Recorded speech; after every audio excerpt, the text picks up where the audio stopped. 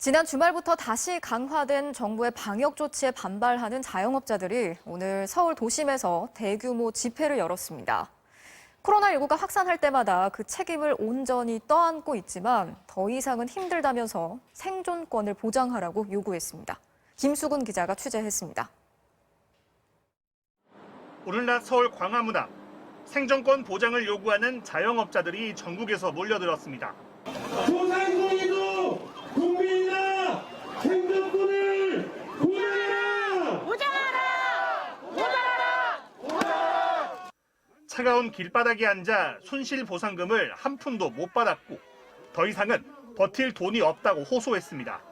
오늘 집회엔 방역 지침사항 참석 가능한 299명만 참여했고 주최 측은 참가자들이 백신 접종을 맞았는지 일일이 확인했습니다.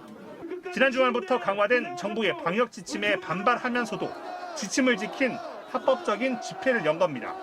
눈물을 흘리면서 여기까지 왔습니다. 힘내면서 생활을 해왔는데 이제 더 낼 빚도 없어요. 그러면 어떻게 다 죽으라는 거지. 참석자들은 업종과 지역을 따지지 않는 무차별적인 영업 제한 조치를 풀어달라고 요구했습니다. 왜 똑같이 그렇게 자영업자만 닫으라고 하냐 이거죠. 정부 공통으로 이렇게 막아놨잖아요. 왜 이렇게 했는지 도저히 이해할 수가 없고요. 대한민국은 장사를 하면 죄인이 됩니까? 장사뿐이 아니라 감시자 역할까지 해야 합니까?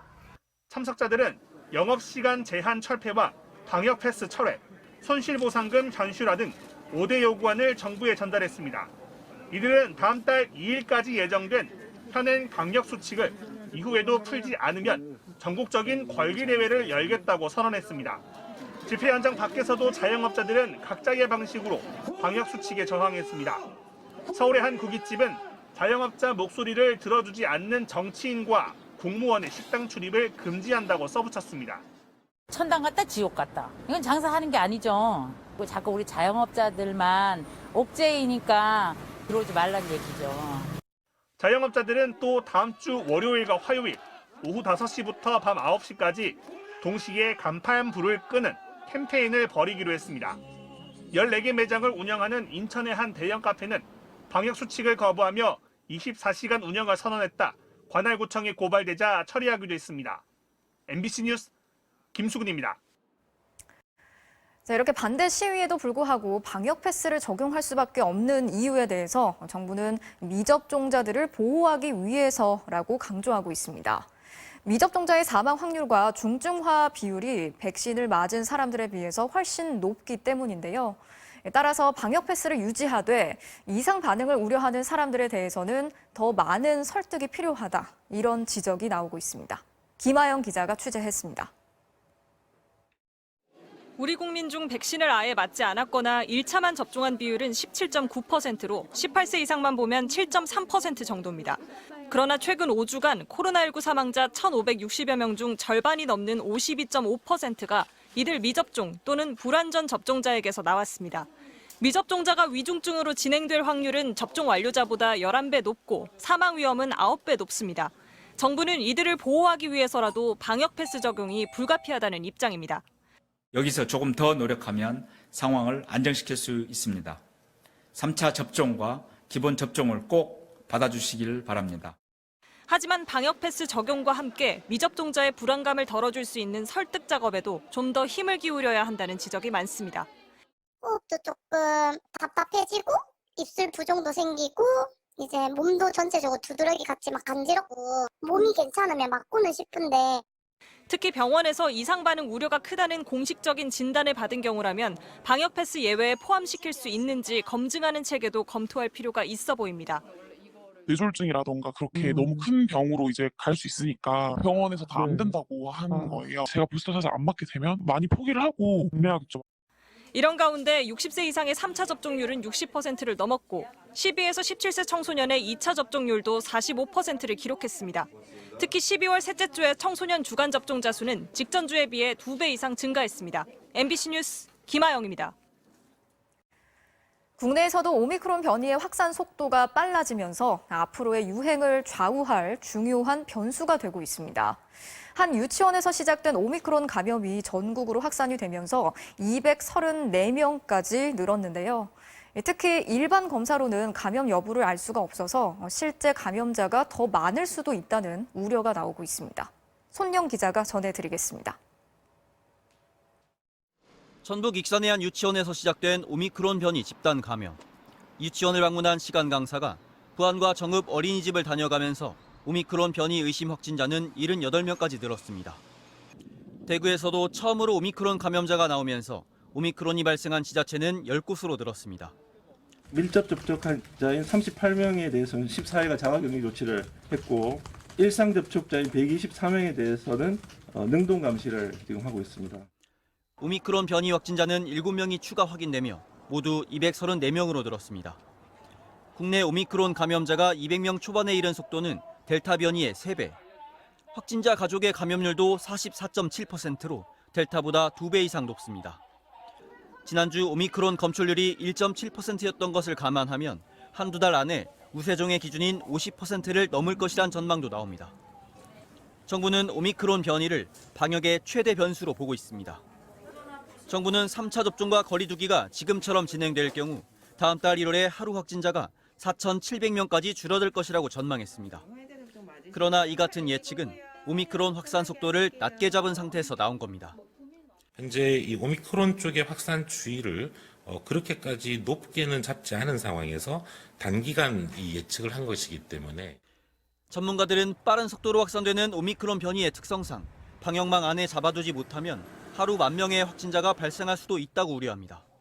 지금 우리가 찾지 못하는 오미크론이 분명히 수도권뿐 아니라 전국적으로 확산이 되고 있는 건 분명하고 한 달 이내에 우세종이 될 것도 저는 가능성이 높다고 생각합니다.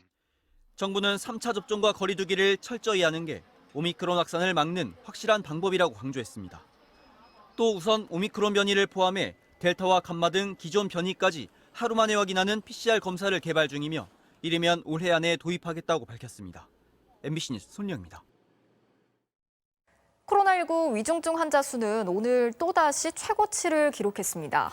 확산세는 조금씩 둔화되는 조짐을 보이고 있지만 여전히 병상 5개 중에 4개가 차 있는 상황이 계속되고 있고 앞으로 하루 확진자가 10,000명이 나오더라도 치료가 가능하도록 정부가 추가 병상 확보에 나섰는데요. 의료 인력에 대한 구체적인 지원 방안도 포함됐습니다. 구민지 기자가 자세히 설명해 드리겠습니다. 인천 부평구의 부평세림병원. 코로나19 환자들을 위해 병상 300여 개를 통째로 내놓으면서 병원 전체가 거점 전담병원으로 지정됐습니다. 지역사회 내에서도 환자들이 거의 100명이 넘을 정도로 환자 적체 현상이 심각해서 저희처럼 좀 움직일 수 있는 병원이 먼저 하는 게 맞다고 생각하고요. 이처럼 최근 2달간 병원 전체가 거점 전담병원으로 지정된 곳은 모두 12곳. 그러나 코로나19 위중증 환자는 1,063명, 중환자 병상 가동률은 80%를 기록하면서 병상 부족은 계속되고 있습니다. 정부는 병상 확보 대책을 내놨습니다. 현재 15,000개 수준인 코로나 병상을 다음 달까지 25,000개로 늘리는 게 핵심입니다. 1만 명의 코로나 확진자가 계속 나오더라도 치료가 가능한 수준으로 병상을 확충하려고 합니다. 우선 다음 달까지 상급 종합병원과 국립대병원 등의 행정명령을 내려 병상 7,000개를 추가로 확보할 계획입니다. 국립중앙의료원 등 일부 공공병원은 아예 코로나19 치료에만 전념하게 하고 거점 전담병원도 20여 곳을 추가로 지정할 예정입니다. 의료 인력도 충원됩니다. 중환자 전담 교육을 마친 간호사 256명이 중환자실에 투입되고 군의관과 공중보건의는 훈련을 유예해 중증 병상 지원에 나섭니다. 또 코로나 진료를 하는 의료인을 위한 감염관리 수당을 신설하고 업무 위험도와 난이도에 따라 수당을 차등 지급해 의료 현장의 불만을 줄이기로 했습니다. 정부는 모든 예우를 다하여 의료인들을 지원하고 현장에서 들려오는 어려움을 해결하겠습니다. 방역당국은 코로나 전담병상 확충으로 인해 일부 진료에 불편이 따를 수밖에 없다며 급하지 않은 수술이나 진료는 연기해달라고 당부했습니다. MBC 뉴스 구민지입니다. 병상과 함께 의료 인력을 충원하겠다는 이번 대책이 계획대로만 된다면 조금은 숨통이 트일 텐데요. 하지만 병상 확보까지 한 달간의 공백이 예상되고 있고 인력을 파견하는 방식이 반복되면서 한계가 있다는 지적도 나오고 있습니다. 이준범 기자가 전해드리겠습니다. 정부가 다음 달까지 확보하겠다는 병상 10,000개는 병상 부족 문제를 해소할 수 있는 규모라는 것이 전문가들의 공통적인 평가입니다.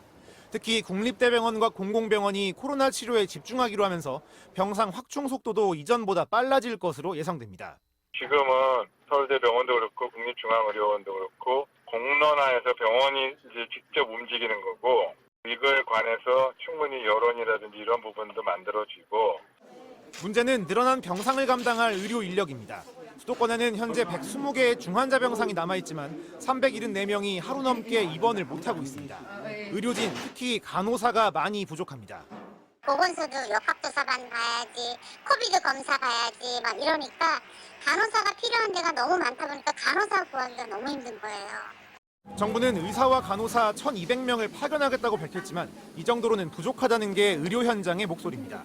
병상뿐 아니라 인력에 대한 행정명령도 필요하다고 강조합니다. 파견 인력으로 문제를 해결하는 방식은 대단히 이제 비효율적인 데다가 별로 실효성이 없다라고 하는 것이 지난 2년간 확인된 거 아니냐. 국립대병원과 공공병원은 대다수 병상이 코로나 전담 병상으로 전환되면서 일반 환자에 대한 진료 차질이 우려됩니다. 취약계층에 대한 보완책이 필요합니다. 다소 이 긴급성이나 시급성이 떨어지는 진료나 수술 등의 연기나 일정 조정들이 함께 발생할 거라고 예측하고 있는 중입니다. 또 확충된 병상이 내년 1월 중순부터나 가동될 것으로 예상되는 만큼 경과가 호전된 환자들을 중환자 병상에서 한 단계 낮은 병상으로 이동시키는 등 병상 효율을 끌어올리는 것도 중요한 과제로 남았습니다. MBC 뉴스 이준범입니다.